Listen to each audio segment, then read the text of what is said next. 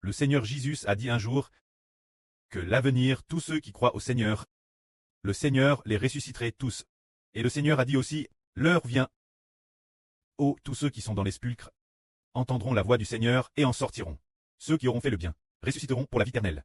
Ceux qui auront fait le mal ressusciteront pour le jugement. Mais quand on parle de la résurrection du frère Heber, c'est TRS merveilleux. Juste le jour du 25 juin 2025, il a été dit que le frère Heber ressusciterait beaucoup de gens l'avenir.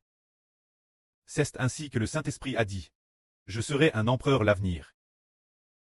Je ressusciterai beaucoup de gens. Je ressusciterai beaucoup de gens.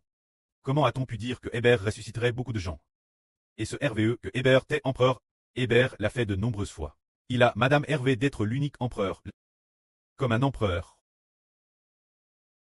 Assis sur un char tire par 8 fiers chevaux comme à.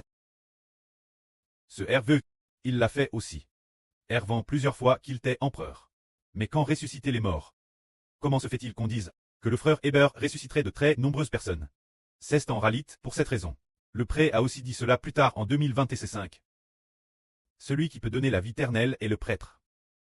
Auparavant, concernant les prêtres de l'Ancien Testament, nous n'en savions que Thérèse peu, pensant que les prêtres étaient comme ceux de l'Ancien Testament, utilisant des buffles et des brebis comme sacrifice, les offrant en sacrifice Dieu, nous pensions que c'était ainsi. Mais le prêtre du Nouveau Testament, c'est par sa propre vie qu'il s'offre en sacrifice. Offert Dieu, alors Dieu nous donnera la vie éternelle, afin que nous puissions donner la vie éternelle aux enfants de la nouvelle terre.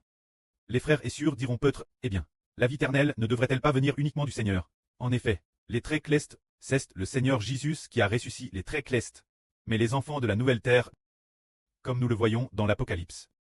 Nous voyons quelqu'un qui ressemble à un fils d'homme, tenant une faucille à la main. Voyant que la moisson est MER, il s'est assis sur la nude, et âgé, sa faucille, et ainsi la moisson de la terre a été moissonne. Cela semble dire que celui qui est appelé le Fils de l'homme a le pouvoir de donner la vie éternelle aux gens.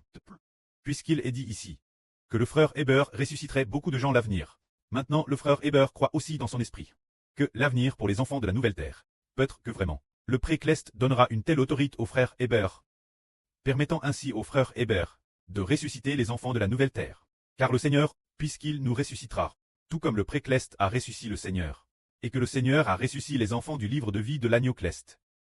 Alors, s'il en est ainsi, puisque le Fils du Seigneur est celui qui rachète la nouvelle terre, il semble alors que le pré-Cleste donnera vraiment une telle autorité au frère Heber. Pour pouvoir ressusciter les enfants de la nouvelle terre, cette autorité de ressusciter les enfants de la nouvelle terre appartient bien à Dieu et au Seigneur. Le pré-Cleste et le Seigneur donnent une telle autorité à un homme.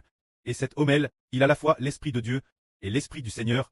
Mais le moment venu, quand il aura vaincu, un tel mystre sera sûrement RVL, pour nous faire comprendre qu'il en est bien ainsi. Que la gloire soit rendue au prêtre et au Seigneur. Amen.